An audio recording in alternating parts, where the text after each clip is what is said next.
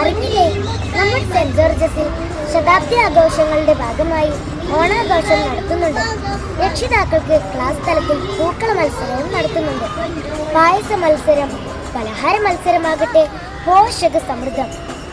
ഇതിൽ എല്ലാവർക്കും പങ്കെടുക്കാം. രജിസ്ട്രേഷൻ ചെയ്യാനുള്ള അവസാന തീയതി ആഗസ്റ്റ് 25 തിങ്കളാഴ്ചയാണ്. മറക്കല്ലേ, എല്ലാവരും പങ്കെടുക്കണേ.